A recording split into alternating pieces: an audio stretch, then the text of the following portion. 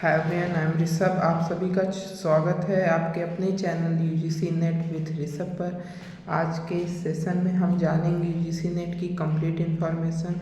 UGC net exam क्या है, ये कितनी कैटेगरी में होता है, इसकी age limit, mode of examination, paper pattern, marking schemes, syllabus, fees, eligibility criteria जैसे सभी पॉइंट्स पर वन बाय वन बात करेंगे। आपके सभी डाउट इस एक वीडियो में क्लियर होने वाले हैं। सो वीडियो में लास्ट तक बने रहिएगा।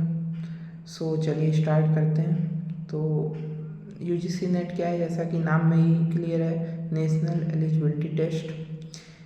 ये आपका मेनली 3 कैटेगरी में एलिजिबिलिटी देता है।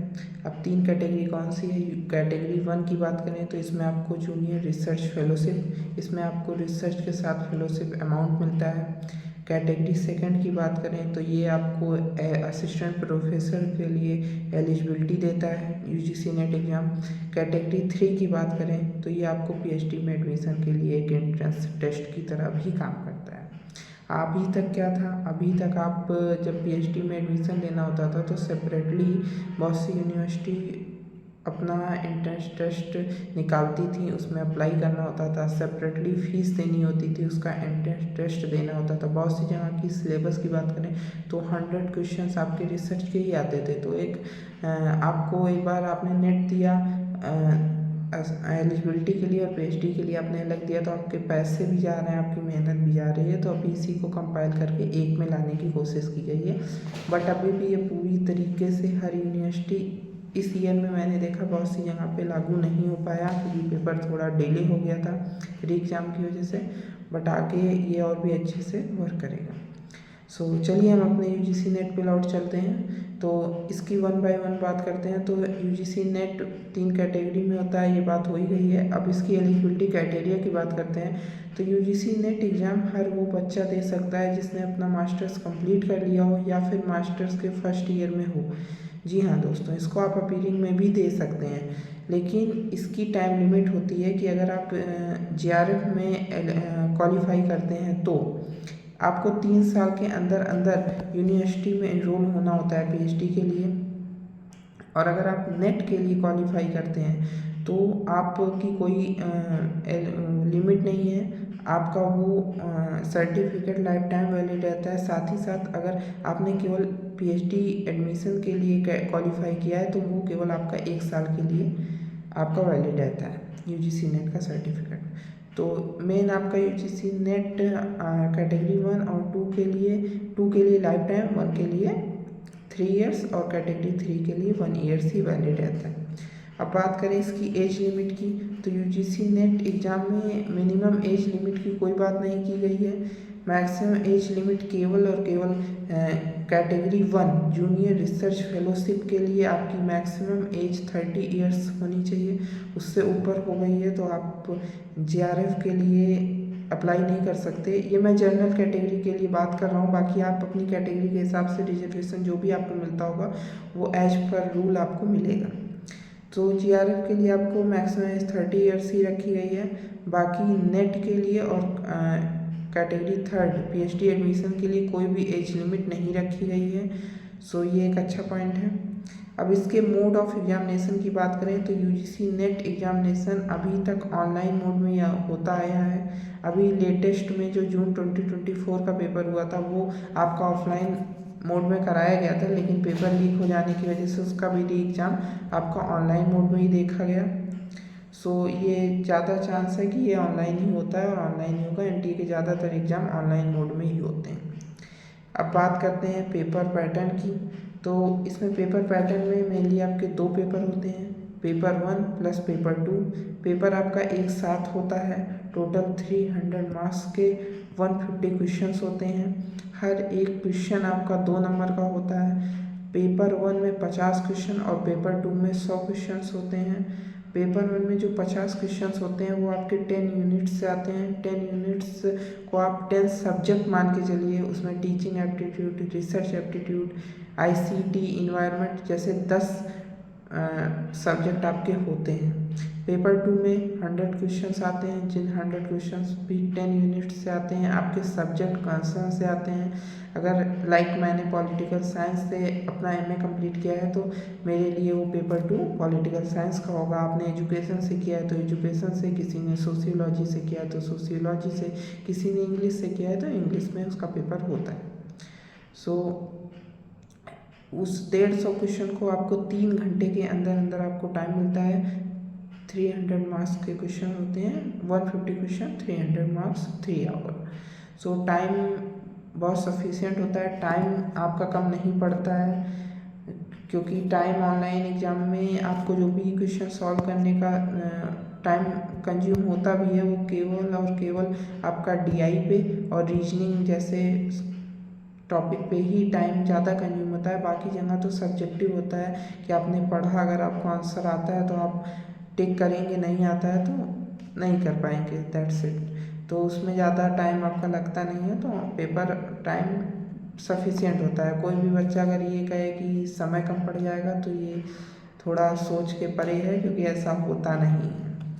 अब बात करते हैं मीडियम ऑफ क्वेश्चन पेपर की। तो आप यूजीसी नेट एग्ज़ाम आपका हिंदी और इंग्लिश बोथ लैंग्वेज में अवेलेबल होता है, लैंग्वेज कोई दिक्कत नहीं है। इसकी मार्किंग स्कीम की याद करते हैं। जैसा मैंने आपको बताया कि इसमें हर एक सवाल आपका 2 नंबर का होता है, तो टोटल 150 क्वेश्चन 300 नंबर के हो गए। इसमें निगेटिव मार्किंग अभी तक नहीं देखने को मिली है, आगे हो सकता है हो जाए, बट अभी दिसंबर में तो बहुत ही मुश्किल है कि निगेटिव मार्किंग इंक्लूड हो जाएगी, क्योंकि अभी तक नहीं हुई, तो ऐसा कुछ हो नहीं पाएगा वैसे। सो अभी आपको अपना फर्स्ट अटेम्प्ट को लास्ट अटेम्प्ट मानते हुए पेपर देना चाहिए, ये सोच के नहीं कि अभी तो मैं देता रहूँगा, एज लिमिट नहीं बहुत है तो नंबर ऑफ अटेम्प्ट्स नहीं है तो मैं कभी भी देता रहूँ, कोई फ़र्क नहीं पड़ता। तो ये मत सोचिएगा, क्योंकि अपने फर्स्ट अटेम्प्ट में ही आपको अपना 100% देना है और एक सिलेक्शन लेना है, दैट्स इट। और जहाँ तक नंबर ऑफ अटेम्प्ट्स की बात है, तो अभी तक इसमें नंबर ऑफ अटेम्प्ट्स नहीं होते हैं, बट अभी एक आर्टिकल न्यूज़पेपर में आया था जिस पे ऑलरेडी बहुत से लोगों ने वीडियो बनाया, हो सकता है आपने देखा भी हो, कि राधाकृष्णन कमेटी की रिपोर्ट में एक पॉइंट ये भी है कि नंबर ऑफ अटेम्प्ट्स को लिमिटेड किया जाए, जिससे बच्चे बार बार एक ही बच्चे रिपीट ना हो। सो देखते हैं इस पर क्या होता है। फ़िलहाल अभी ऐसा कुछ भी नहीं है, सो आप अपनी तैयारी अच्छे से करिए। अब इसमें सिलेबस की बात करें तो इसमें पेपर 1 से 10 यूनिट्स, जिसमें आपका इन्वायरमेंट, आईसीटी जैसे 10 टॉपिक मैंने आपको बताया। सिलेबस वीडियो बहुत लंबा हो जाएगा, इसलिए मैं सिलेबस पे आपको एक सेपरेट वीडियो बना के बता दूंगा। बाकी आपका पेपर 2 कंसर्न सब्जेक्ट से होता है, और पेपर 2 आपका मेनली अगर बात करें तो आपके ग्रेजुएशन और पोस्ट ग्रेजुएशन का कंप्लीट सिलेबस यूजीसी नेट में होता ही होता है।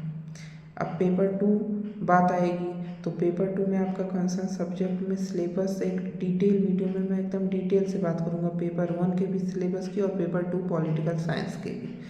और इस चैनल पे आपको और भी शॉर्ट ट्रिक्स और important topics, UGC net paper previous papers analysis देखने को मिलते रहेंगे। मैं आपको इस पर टारगेट भी दूंगा, सो आप उसको भी फॉलो कर सकते हैं। साथ ही साथ इसकी फ़ीस की बात करते हैं, तो यूजीसी नेट एग्ज़ाम की जो फीस होती है वो जनरल कैटेगरी के लिए 1150 रुपये रखी गई है, वहीं ईडब्ल्यूएस और ओबीसी के लिए 600 रुपये और एससी एसटी के लिए 325 रुपये होती है।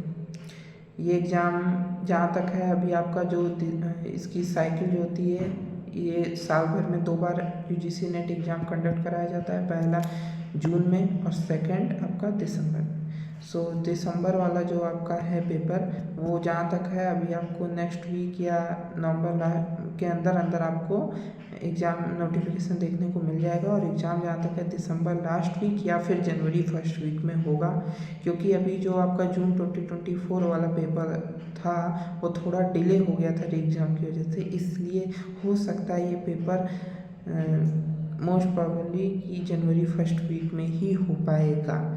सो अगर अभी भी देखा जाए तो आज 10 तारीख को मैं ये वीडियो बना रहा हूँ, 10 दिसंबर को, और आज से देखा जाए तो भी अभी हमारे पास 50 दिन बचे हुए हैं, 30 दिन उधर दिसंबर में और 20 दिन नवंबर में। सो अभी से भी अगर लग जाए तो सिलेक्शन लेने में प्रॉब्लम नहीं है। बहुत से लोगों का डाउट रहता है कि आप 50 दिन में यूजीसी नेट क्लियर हो सकता है। बिल्कुल हो सकता है, बशर्ते आपने उस 50 दिन को अच्छे से यूटिलाइज किया हो। उसमें 6 से 7 घंटा पर डे आपने एकदम डिटेल स्टडी की हो, ईमानदारी से पढ़ाई की हो, तो आपका सिलेक्शन पक्का है होगा। रिजल्ट देने से आपको कोई नहीं रोक सकता, ये मैं पक्की बात बता रहा हूँ, बशर्ते आपने ईमानदारी से पढ़ाई की। अब बात आती है कि आप पढ़ाई अपनी कहाँ से शुरू करें। सबसे पहले आप प्रीवियस ईयर पेपर लगाना शुरू कर दीजिए। सबसे पहले अब आप प्रीवियस ईयर पेपर कहाँ से लगाएंगे, बहुत सी बुक अवेलेबल हैं, आप चाहें तो बुक ले सकते हैं, और अगर आप चाहें तो ऑनलाइन टेस्ट सीरीज ले सकते हैं। उसमें आपको टेस्ट के साथ साथ प्रीवियस ईयर पेपर भी मिलते हैं। और मैं इसमें किसी का नाम तो नहीं लूँगा, जो भी आप लोगों को अपने हिसाब से सही लगे, आपके बजट फ्रेंडली हो, उसके साथ आप जाइएगा, चाहे बुक चाहे ऑनलाइन। वैसे UGC net exam online mode में होता है, इसलिए मेरा सजेशन यही रहेगा कि आप इसमें ऑफलाइन मटेरियल को कम से कम रखें और ऑनलाइन टेस्ट वगैरह पे अटेम्प्ट ज़्यादा करें। उससे आपका टाइम मैनेजमेंट, प्रैक्टिस वगैरह मेंटेन होती है। बहुत से लोग होंगे जिन्होंने अभी तक कोई एग्ज़ाम नहीं दिया होगा, तो उनकी एक तरीके से प्रैक्टिस हो जाती है कि कैसे क्वेश्चन को अटेम्प्ट करना है, कैसे अनसीन पैसेज आएगा उसे कैसे स्क्रॉल करके पढ़ना है। तो उससे उनके कुछ मतलब बेसिक अंडरस्टैंडिंग डेवलप होती है। इसलिए आप ऑनलाइन जाइए मेरे हिसाब से तो, बाकी आप देख सकते हैं अगर आपके पास कोई अच्छा ऑप्शन है तो। अब बात करते हैं बुक लिस्ट की।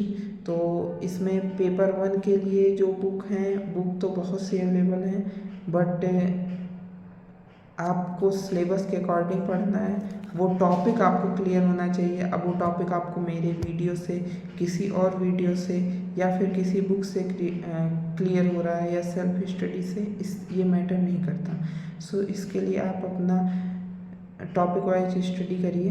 बाकी बुक लिस्ट मैं आपको कल एक वीडियो बना के बता दूंगा। पेपर 2 के लिए पॉलिटिकल साइंस और पेपर 1 के लिए कौन सी बुक आप रेफ़र कर सकते हैं। तो चलिए आज के वीडियो को यहीं ख़त्म करते हैं, और अगर वीडियो इन्फॉर्मेटिव लगा हो तो चैनल को सब्सक्राइब करिएगा, वीडियो को लाइक करिएगा, और ऐसे ही इन्फॉर्मेटिव वीडियो देखने के लिए बेल आइकन को प्रेस करिएगा। और मिलते हैं अगले वीडियो में, तब तक के लिए चलिए बाय।